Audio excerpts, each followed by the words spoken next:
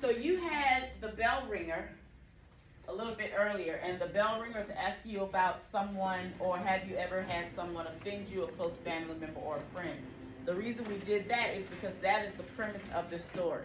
The two characters are Montresor and Fortunato, right?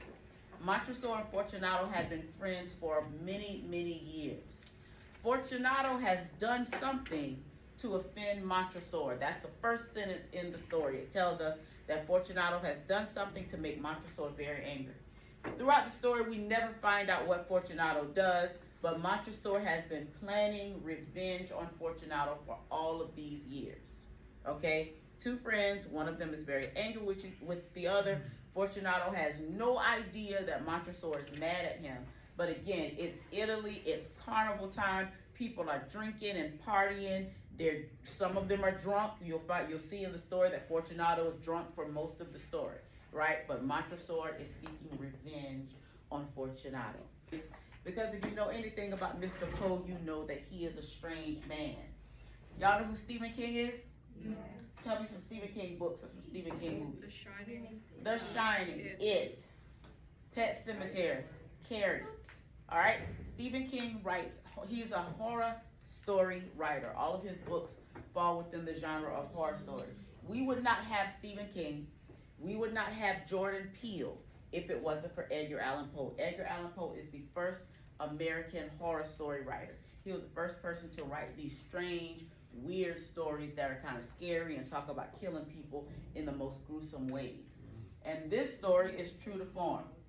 I'm just going to tell you a little bit about what the title means first, and then we'll get into the story. Does anybody know what a cask is? A cask? Let me show you pictures of a cask. A cask is a really big wooden barrel like that. The purpose of these barrels a long time ago was to hold liquids, right? In our story, the liquid that's going to be held in the cask is some very expensive wine called Amontillado. Amontillado is very, very expensive wine. The characters in this story are people who have a lot of money. And in their basement, under their house, they have lots of different casks that hold different materials. Some of the material being wine. Again, the wine is very, very expensive.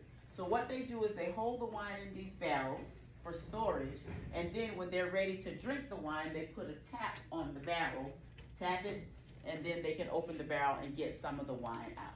So that's what a cask is, and that's what Amontillado is. It's where people go, they have masks and costumes on, and they just have a huge celebration.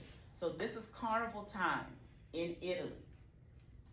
The reason I have a picture of the catacombs is because the setting, like I said, is going to be Italy at Montresor's house. Montresor is one of our characters. Is that Mr. Baker coming? No. Okay. Under Montresor's house, he has catacombs. So a long time ago, Paris was a really, really crowded city. They had too many people that they could hold. And Italy as well was a crowded country, right? So when people died, we didn't have any place to bury them, or they didn't have any place to bury them. Nia, let's put that up.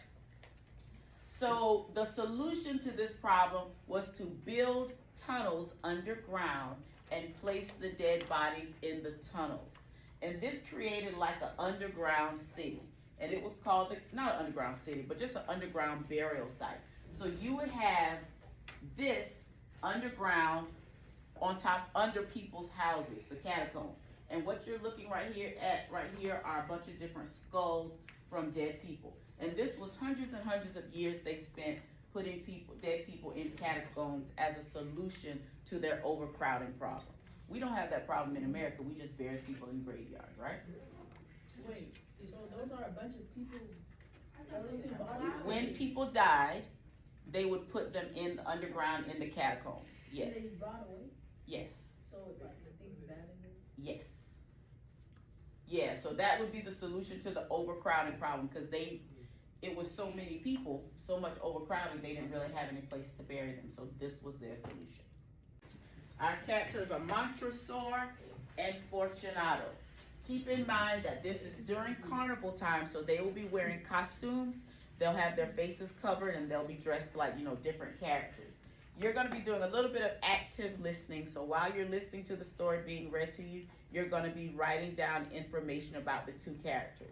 What do they look like? What do they sound like? Any description of the characters? Anything they say that's kind of notable? Anything you think you want to remember? How are they similar to each other? How they're different from each other? Okay? Yes. Yes. Can you write this in our binder? I want to give you the sheet. Okay.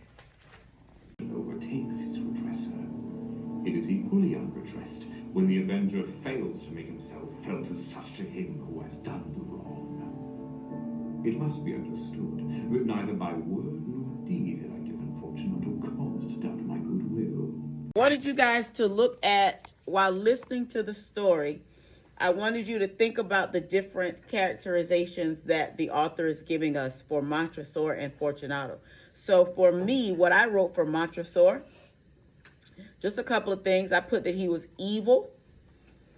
I put that he was a liar, complimentary, untrustworthy, deceitful, a wine connoisseur, unfriendly, masked costume, a murderer, and a criminal.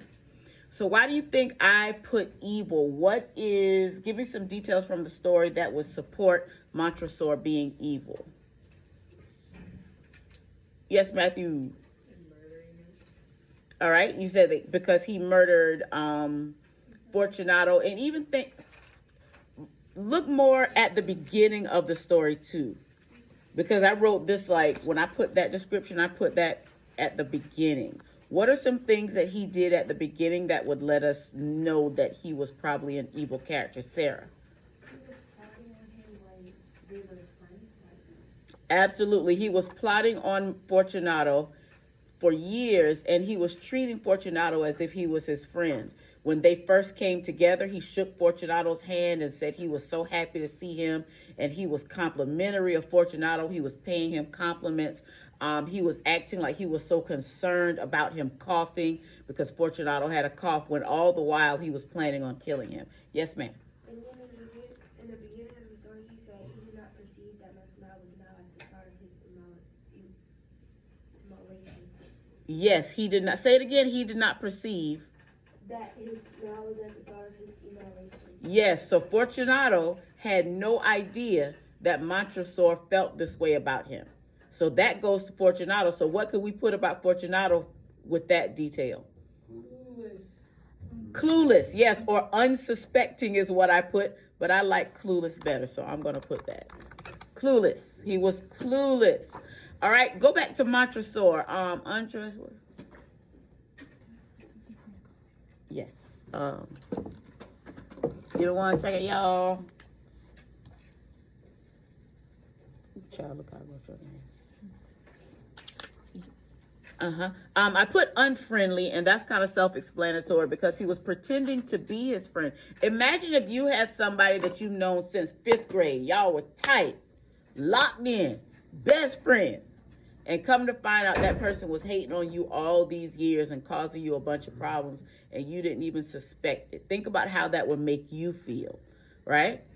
Do you guys have anything on your active thinking chart that I did not mention? Let me know for Montresor. Anything you want to add? Yes, sir. I would say that he's manipulative because he knew what to say and what to do in order to get Fortunato to trust him. And what was the word that you used?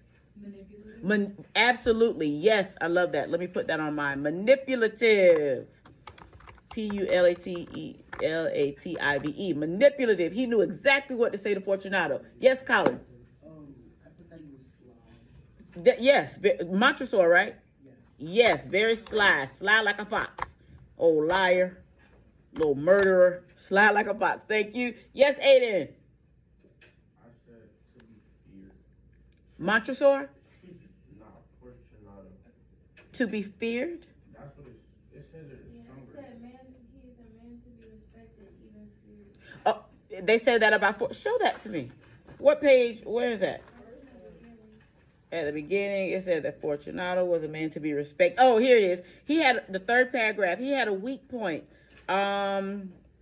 This Fortunato, although in other regards he was a man to be respected and even feared, he prided himself on his connoisseurship. So when they say feared, they mean respected at the highest level.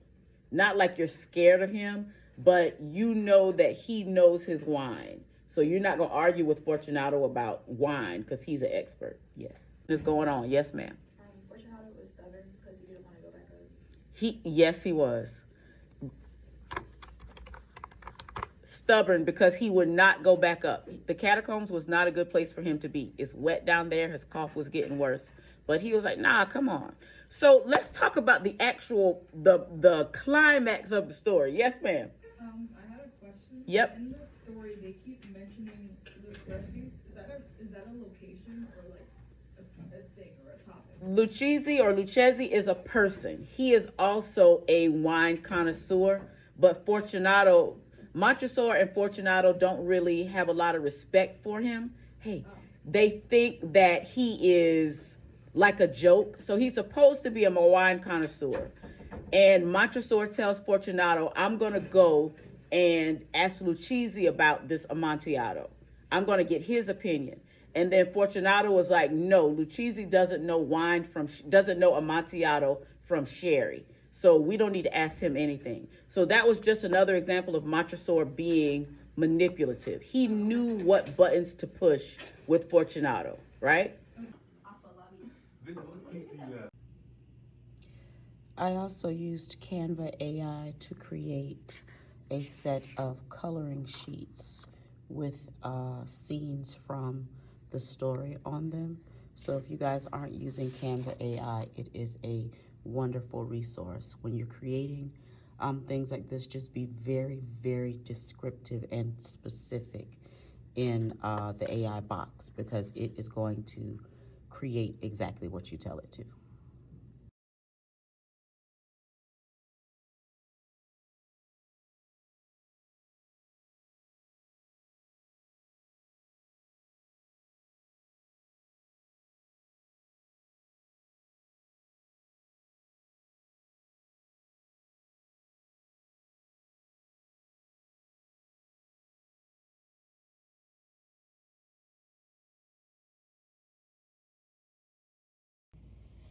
I want to welcome everybody to Crystal's Craft Corner.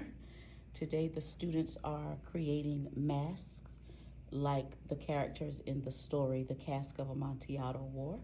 And I brought a bunch of different crafting materials for the students to choose from. I got some fabric, popsicle sticks, glue, feathers, beads, all this good stuff for them to create their mask.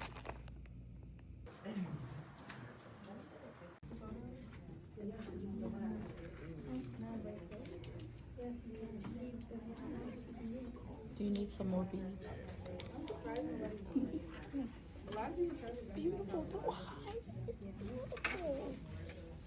That's good because you chose it. I just asked if I can join and When did you ask to join? yesterday I just asked my advisor if I can go see if I can join. Well, Avery did. And I was like, Avery, where you going? And she told me, so I just followed her and then I just asked I see you, Matthew. I see you. Black and yellow, black and her. Like, yellow. it wasn't.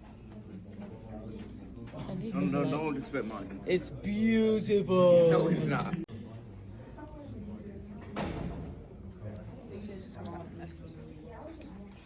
Y'all's masks are so neat.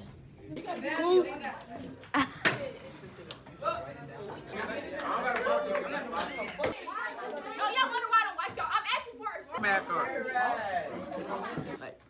A group of, like a singing group. Okay, fine. Okay, 1, 2.